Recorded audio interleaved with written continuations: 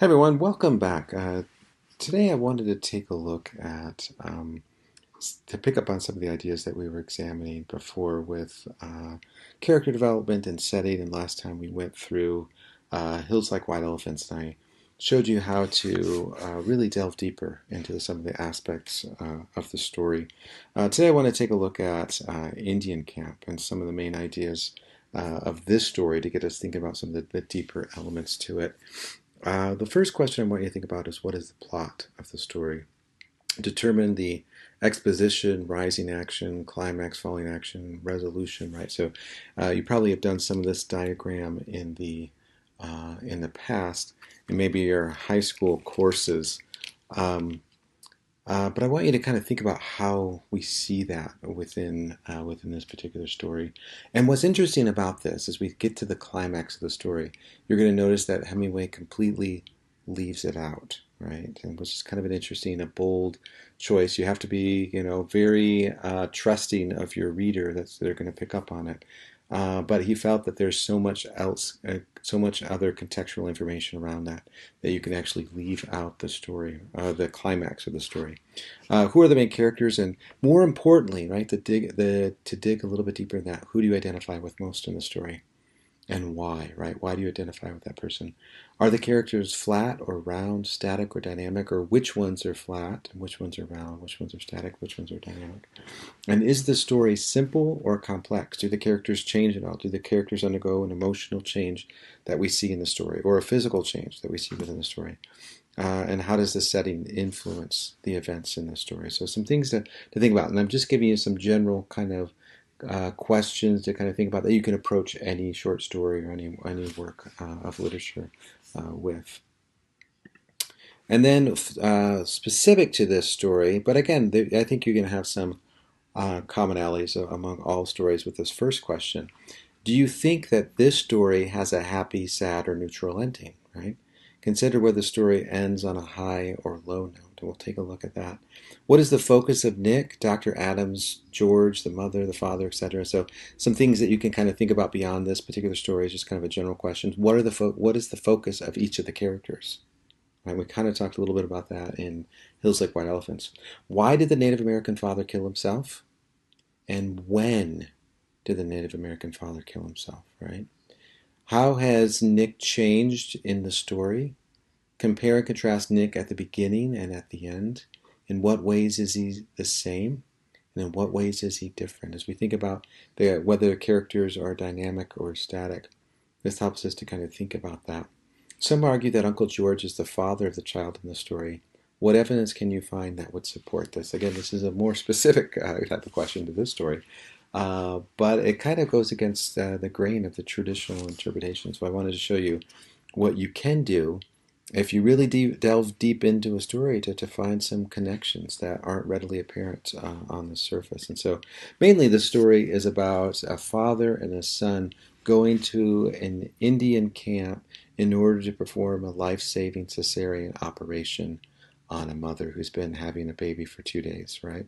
So that's kind of the plot of the story. But there's so much more that I wanted to kind of go in and find these connections. At the lakeshore, there was another rowboat drawn up. The two Indians stood waiting. Nick and his father got in the stern of the boat, and the two Indians shoved it off, and one of them got into row. Uncle George sat in the stern of the camp rowboat. The young Indian shoved the camp boat off and got in to row Uncle George. And so here you have Native Americans that have found that there is a doctor somewhere in the woods of northern Michigan. So they heard there's a doctor out there, so they're going to seek his help, right, to try to bring him back to this Indian camp to perform this life-saving operation. Nick's father, we'll kind of see this in the context of the story, is out fishing with his brother, Uncle George, and Nick, right? And so he's kind of unexpectedly asked to come and perform this procedure. The two boats, right, started off in the dark, right? So there's one boat with Nick and his father in it, and then another boat with George in it, right? Nick heard the oars locks of the other boat quite a way ahead of them in the mist. The Indians rowed with quick, choppy strokes. Nick lay back with his father's arm around him. And that's going to be important as we think about as we think about Nick, right?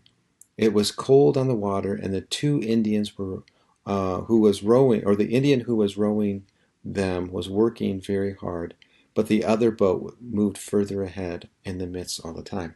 A couple important things to kind of think about as I kind of am approaching this, just kind of teaching what I think as I go through a piece of literature, as I try to find connections. Number one, as I think about how old Nick is, and Hemingway never tells us how old he is, but we can kind of get a sense of that, right? How old would a son be if he's laying back with his father's arm around him, right? This is not going to be an 18-year-old or 19-year-old, right? This is going to be a young boy. And that's going to be important within the context of the story. He's probably maybe 6, maybe 9, right? Kind of 10, in that range, right? And that's going to be an important part of the story, his age. The other one is Nick's father is a doctor, and Uncle George is not, right? I want you to think about who's in the faster boat.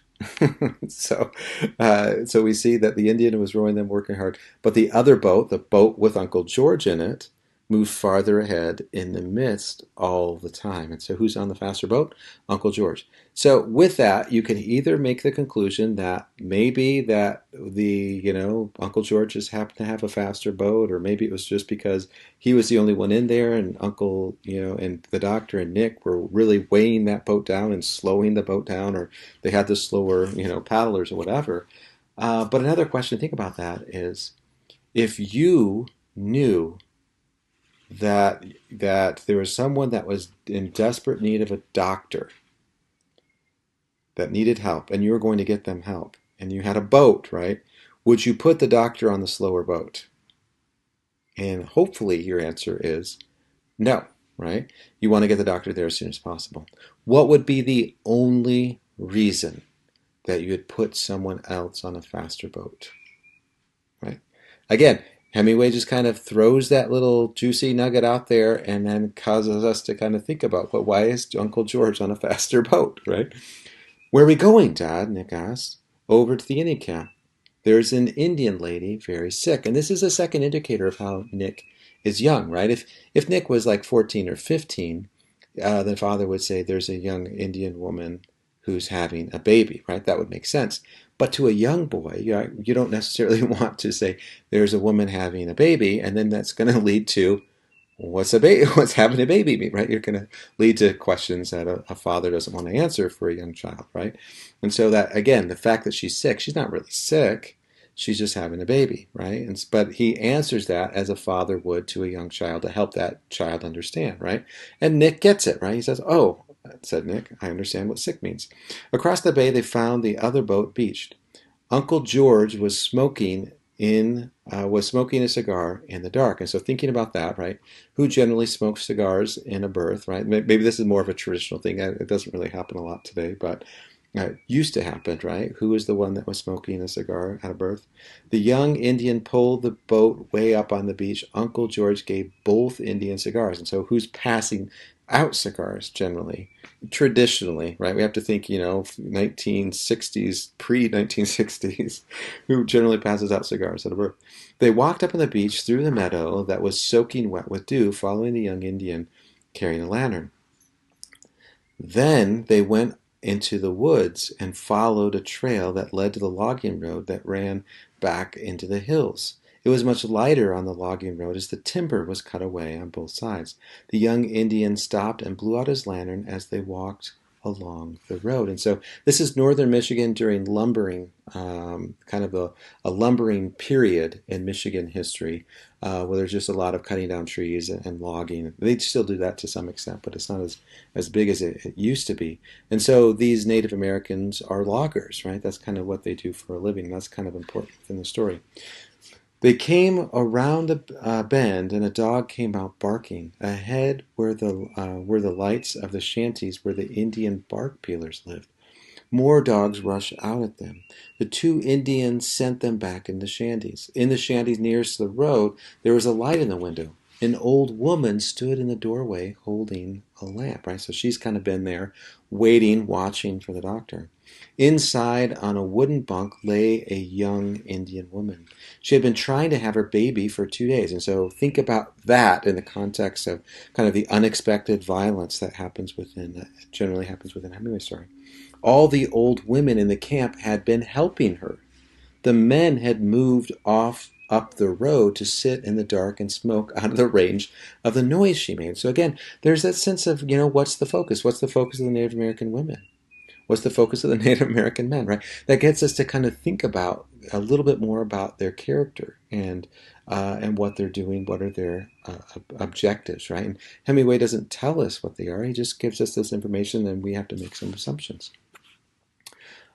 She screamed just as Nick and the two Indians followed his father and Uncle George in the shanty. And so, a thought to think about with this, right? She screams just as the doctor enters with Uncle George, right? There could be a couple of different explanations for this, right? And this is where the beauty of interpretation comes in.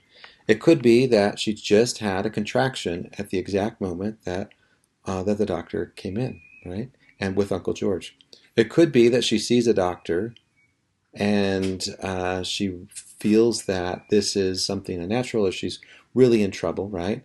Although that explanation seems to kind of fall flat because she's been having a baby for 2 days. I mean, anyone at this point, just get this baby out, is I think what most women would be saying at this point.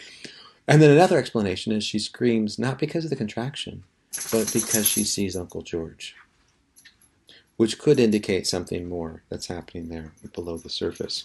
She lay in the lower bunk, very big, under a quilt. Her head was turned to one side.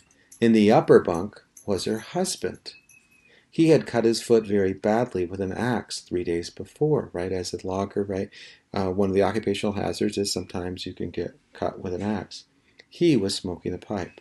The room smelled very bad. And so getting to think about the narrator, right? Who's the narrator within the story? What character are we seeing this through?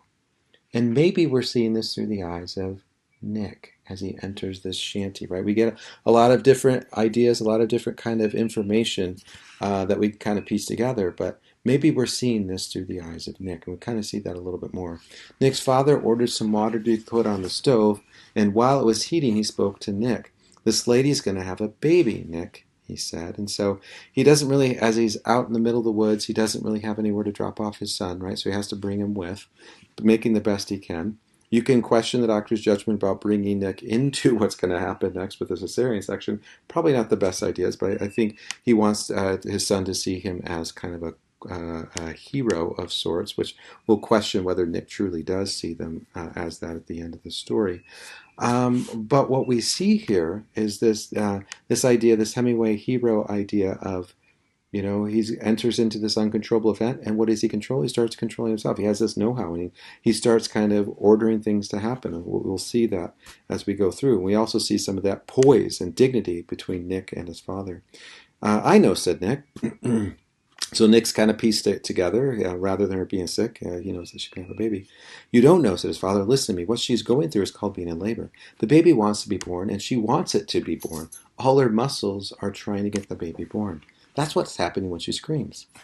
I see, said Nick.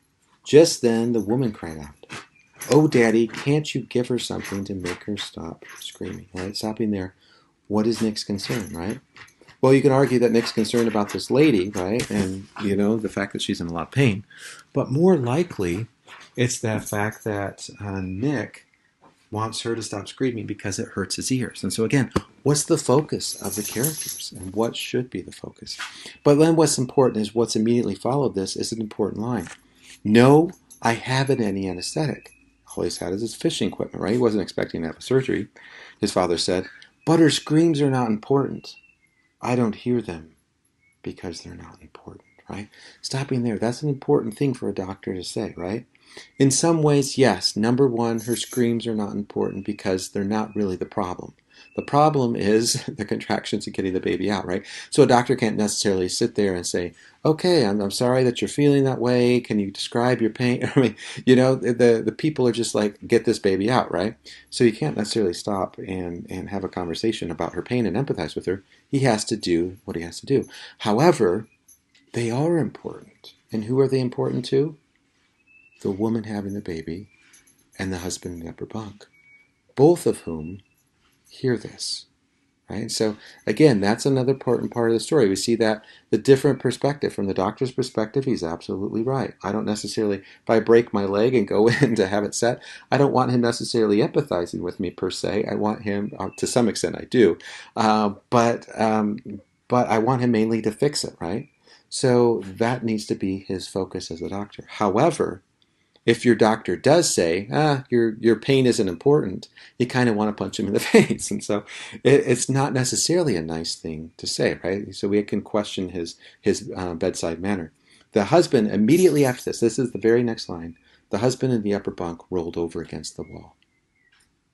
So then we have to think about what that means in the context of what's going to happen next, right? Continue on. The woman in the kitchen motioned to the doctor that the water was hot. Nick's father went into the kitchen and poured about half of the water out of the big kettle into the basin. Into the water left in the kettle, he put several things he unwrapped from a handkerchief. And so these are all his fishing equipment. And now he has to get them all sterilized. So you can imagine fishing over the last couple of days, how much, fishing guts are going to be on them. And so he has to fix that, right? He says those must boil, he said, and he began to scrub his hands in the basin of hot water with a cake of soap he had brought from the camp. Nick washed his father's hands, scrubbing each other with the soap. While his father washed his hands very carefully and thoroughly, he talked. You see, Nick, babies are supposed to be born head first, but sometimes they're not. And when they're not, they make a lot of trouble for everybody. Maybe I'll have to operate on this lady. We'll know in a little while. And so he's trying to provide some kind of fatherly assurance and direction and guidance to his son. When he was satisfied with his hands, he went in and went to work. Pull back that quilt, will you, George, he said. I'd rather not touch it, right? So again, the doctor doing what he needs to do in order to make sure that he's not infecting his patient, right? So he doesn't want to get his hands dirty. Later, when he started to operate, Uncle George and the 3 Indian men held the woman still. She bit who? Right? Think that's another important part, right? There are no real accidents. She bit Uncle George on the arm, and Uncle George said, "Darn you, woman." That's not exactly what he said. That's been fit-angeled.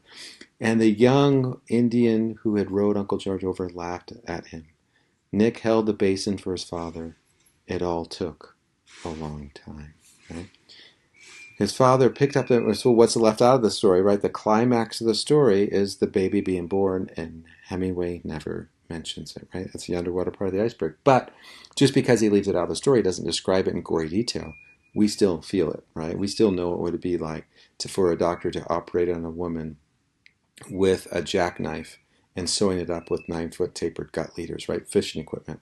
This is going to be gory, and we don't necessarily have to.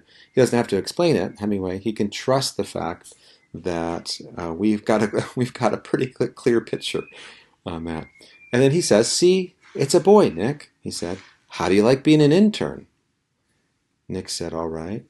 He was looking away so as to not see what his father was doing, questioning whether Nick has changed from this curious, "Where are we going, Dad? What's going on?"